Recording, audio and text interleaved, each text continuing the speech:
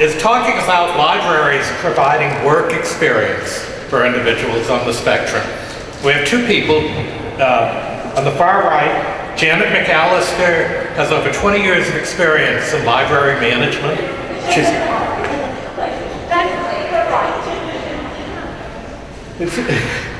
okay, yeah, my right is Janet McAllister.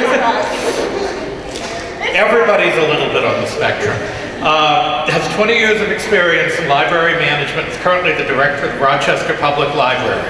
Her past speaking engagements include Reaching Forward Conference, the ILA Conference, the Indiana Library Association Conference, which is also ILA, and she was a keynote speaker at the North Dakota Library Association Conference.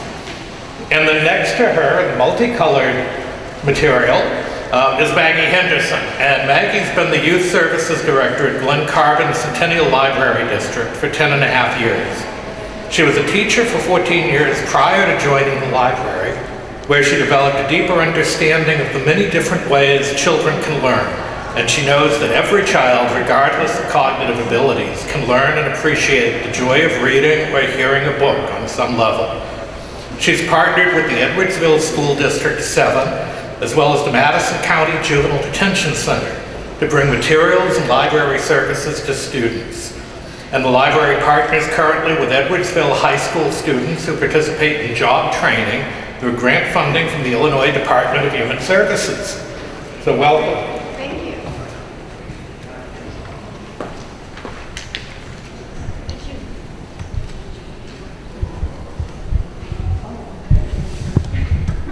They were both on. Yeah, it's green. Yep, come on. Trust it. I won't stand in front of Good afternoon. My name is Jan McAllister, and I have been the director at the Rochester Library for the past 5 years. Before that, I was at the Glen Carbon Library for 16 years. And I wanted to share with you today what we are doing with our teens who are on the spectrum. This first picture, one of my, and you're not supposed to have favorites, but I do have a favorite, Paul. For 2 years, Paul came to the library for a half a day through the entire school year, and he was able to empty the book drop, check the books in, made us laugh and smile.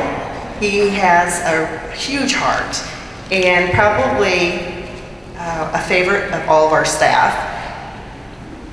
He was nonverbal and very limited as to what he could do in the library, but I did find out that checking in books, he was very good with the computer. He did have some behavioral issues, but the patrons, what I think really got out of this whole situation was they became not afraid of him because he was there every day. And so everyone would be like, "Hi, Paul." That's just Paul.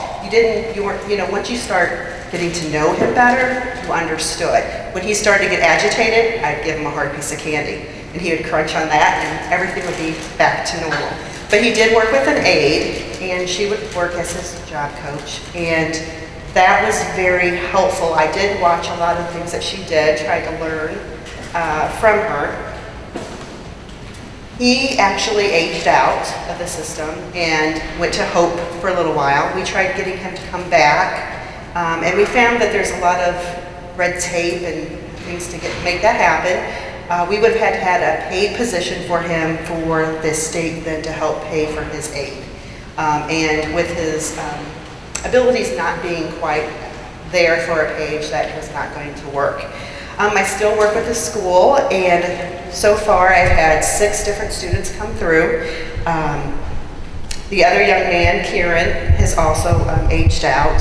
We did have a few difficulties with Kieran, and so it became a liability for the school to actually bring him in the bus and for him to get off the bus and come into the library. So we just had him for about a year. I currently have a young man who does not come with an aide, and this is the first time we've experienced this. It's a little bit more difficult. I am a library director. I have no, no skills, no education, no learning of what I'm doing. So I'm trying my best. And he comes twice a week for 1 hour, which is another trying bit, because in an hour it's very hard to teach somebody what we do in the library. So, but when I'm working with the school, so I'm kind of on their schedule as to when the bus can pick him up and take him. So a little bit of helping them is better than none. So I has a fine line of complaining or making it work. We start off real basic with the students. I show them how to use a time card, how to put on their name tag, all the way up to what their skill set will allow them. The young man I currently have, we have realized that shelving books is not going to work for him. And so next year he will be going to the assisted living facility to volunteer his time there. But I am happy to have him come and just to learn the basics, but my real goal would actually be that one of these young people would, at some point, I would be able to employ them, like starting out as a page and then working up through the jobs. It hasn't happened yet, but I'm sure it will. Like Maggie had said, we work with the school. They have a STEP program, and that is simply a work school project where they come, they tell me the students that they have, and then I set up the time when they can come, and then they work with the bus system to get them here. Generally, like I've said, they've had aides. This is the first time this year that we didn't have an aide, and I'm afraid that with funding that might become a normal situation. So I need some training. But I'm willing to learn whatever it takes to continue to having the students here, because I think it's a win-win situation for the library, for the school, for our community. And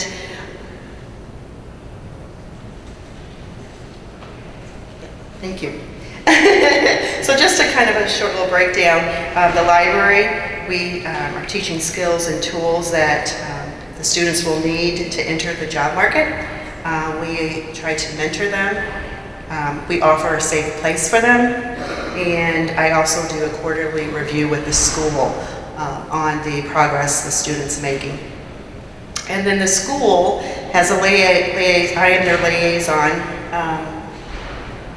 And another problem that's happened with this is in the 5 years, I've had 3 different people that I've worked with. Another problem, funding, is that the person who's in charge usually has a classroom and many other jobs and duties, and so that position keeps changing. I'm hoping the person that's in it right now is able to stay for a couple of years, because we've really been able to discuss the needs, the job description. I've been able to, she understands a little more fully what we're looking for and what really are the skill sets that the students would need to actually become employed at the library. So I've gotten a really good, a much better hold on what we need to do and how she can assess the students to try to find a better fit, someone who maybe can eventually be employed. For our future, we're hoping that we continue this partnership with the school. I really would love to see the students move from a volunteering to an actual paid position. And I'm hoping in the future to find some kind of grant funds that can help me make this happen. I haven't any of the particulars, I will figure it out. But if you know of any grants, let me know. And I want to just throw out a few things of how we are accommodating to those on the spectrum. My library 2 years ago took over the summer recreation program that's in our village, and we make sure that there is a program that's specifically for autism friendly.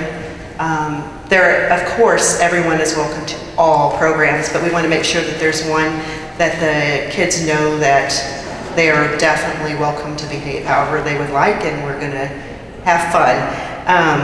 And then we have just like their things throughout the library for sensory. We have make sure that all of our story times are considered a sensory story time, and we try to have things that the children are going to be interested in. And I did want to throw in that we also have a parent-teacher collection, that we also have puzzles and just music shakers and colorful scarves and bubbles and things to really engage the children. And then we also offer field trips to the library.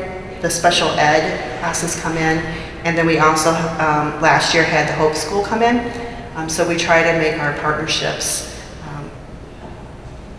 so that we can be more inclusive. I think we are accommodating, but the more that we actually have those on the spectrum in the building, that's how we're becoming more inclusive. And I think that's the best thing we can do for our community, is so that they understand that we want everyone to feel comfortable, and we want everyone to feel welcomed in the library.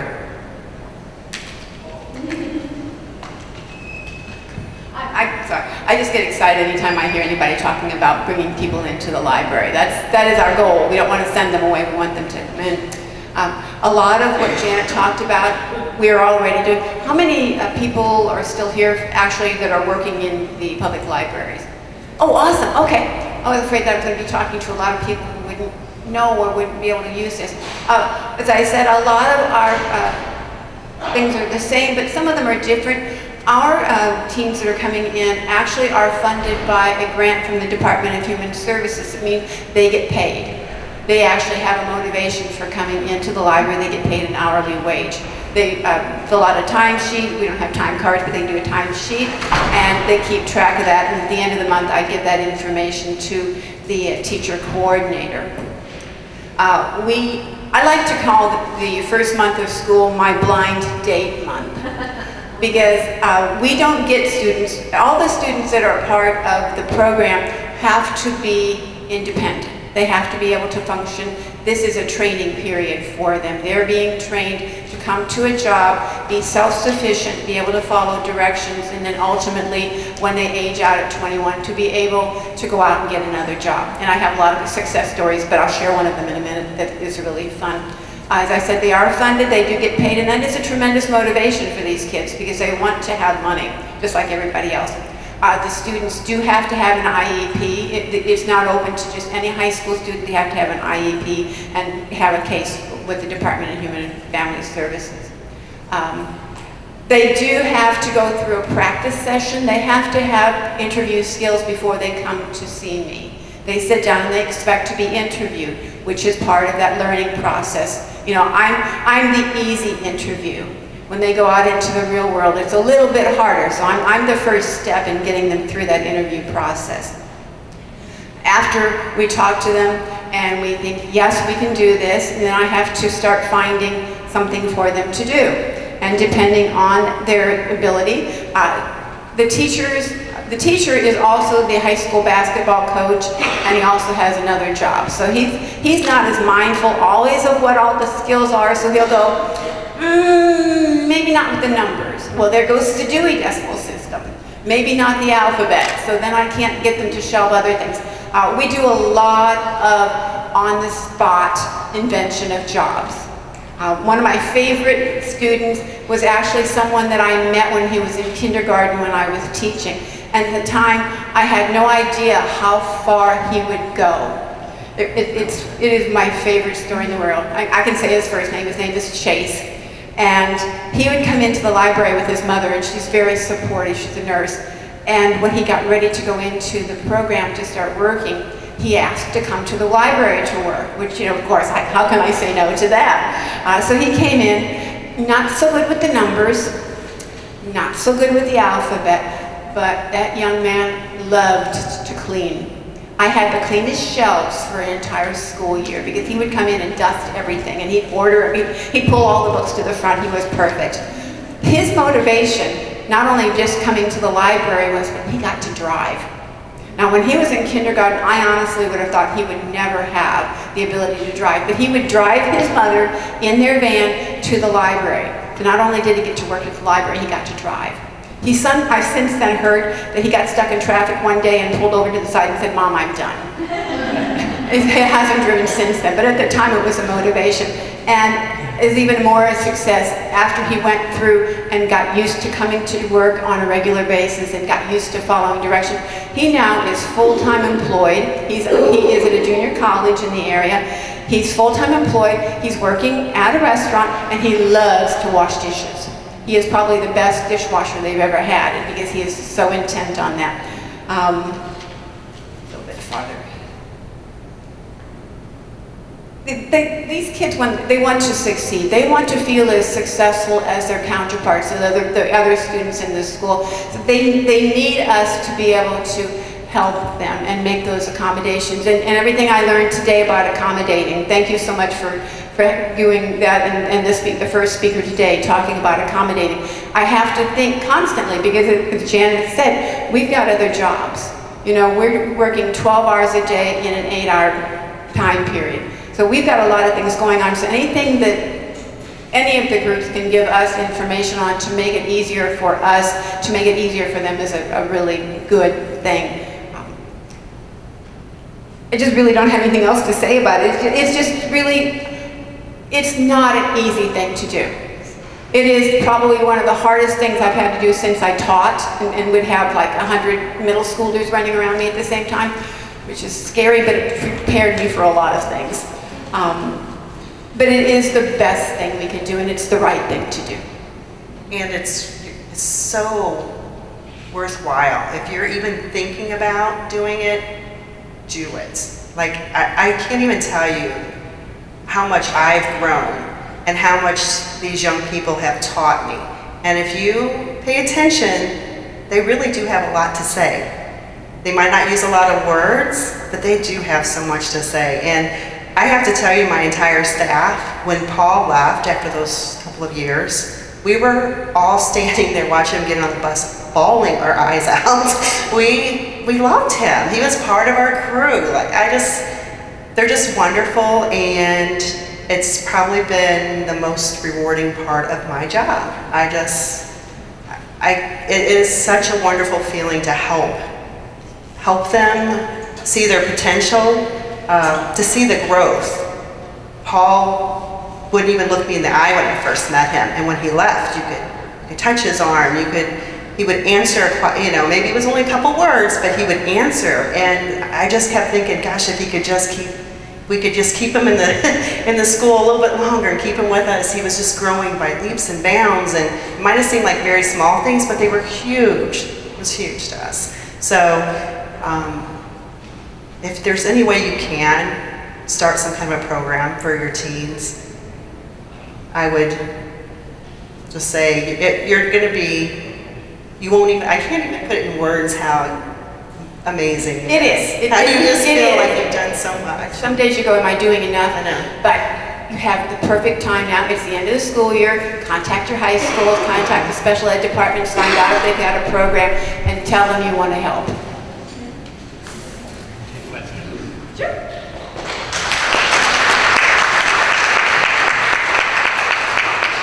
Okay, so we have some time for questions. If anybody has any for Janet or Maggie.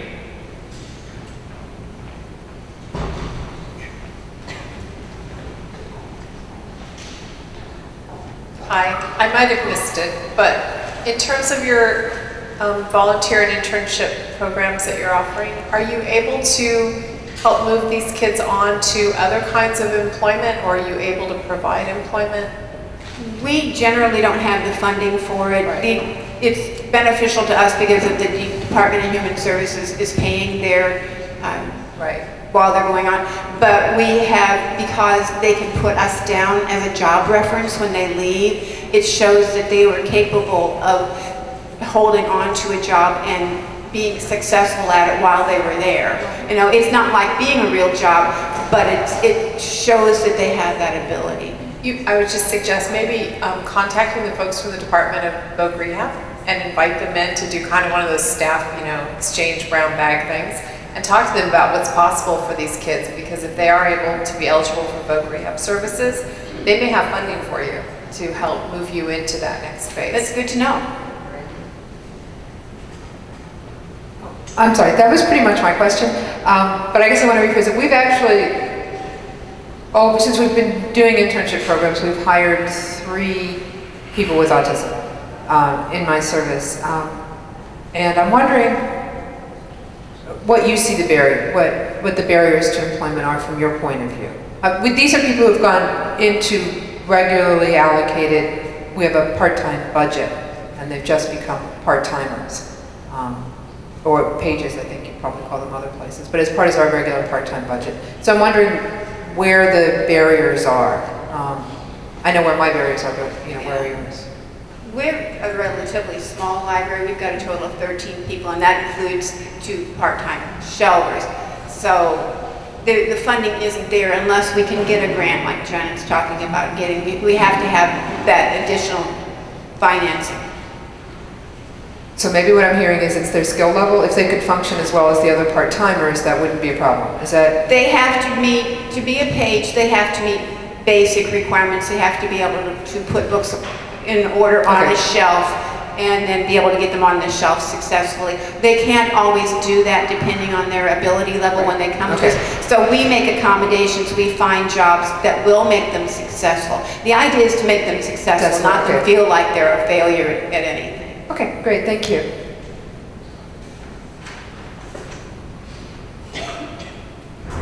In the STEP program, have you ever had a student come to you that the placement was just not appropriate, that you had to have them leave the program before the end of the school year and maybe seek a different placement?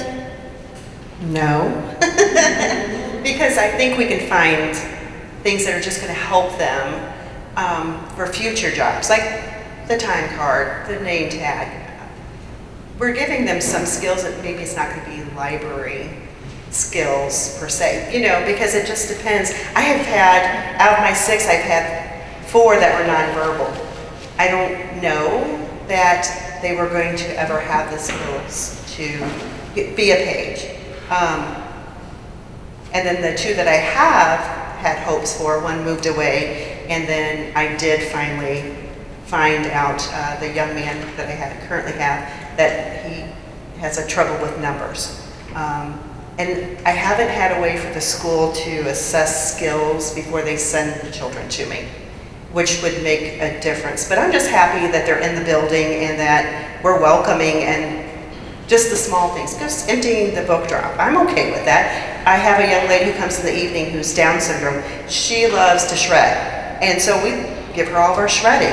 I'm not going to ask them to go clean. I have a janitor. I'm not asking them to do jobs of that. I want them to do things that they enjoy. And so she likes to shred. We give her all the shredding. So I think that just having open arms and say, come in, and them feeling welcome is a plus. We only had one person who didn't want to be there. Her mother wanted her to be there. The teacher wanted her to be there. It didn't make any difference what kind of accommodations we made. She just didn't want to be there. And you know, if you've ever had a teenage child, you know it's not going to happen if it's not going to happen. So that was the only time I had to say maybe she needs to be someplace else, because her mother wanted her to be a secretary, but she didn't have those skills. But that's what her expectation was coming into the library, that she was going to be a secretary. So I was battling, kind of a predetermined job that she thought she was going to have. Other than that, everybody else is more than welcome. You know, they're willing to work with us. And I think you were alluding to this. The schools, because of privacy issues, cannot share their IEP information. That's why I said it's a blind date. You really have to take the time during that first week to figure out what those children, what those teens' skills are, and how you can help them improve the ones that they're not very good at. Other questions?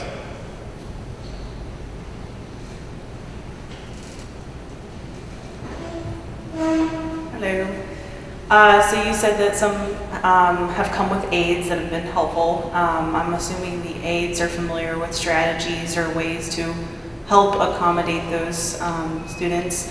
What sort of support systems have the aides or the teacher or you guys put in place, such as visual cues or story, what are they called? Social stories, in order to help those students better learn a job that, you know, instead of something that they're already good at, something that they could learn, there's potential to learn, but just needs those extra few steps. Have you guys created any sort of implements like that yet? We've used skill advancement, like when we first start, we'll talk to them and say, okay, this is what you're going to do, what do you want to do? How can we help you learn how to do that? Not so much anything in visual type inspiration, but just constantly talking to them, constantly reaffirming what they're doing and asking them to help us find new things for them to do. We have time for one more question, if anybody has one. Okay, Janet, Maggie, thank you.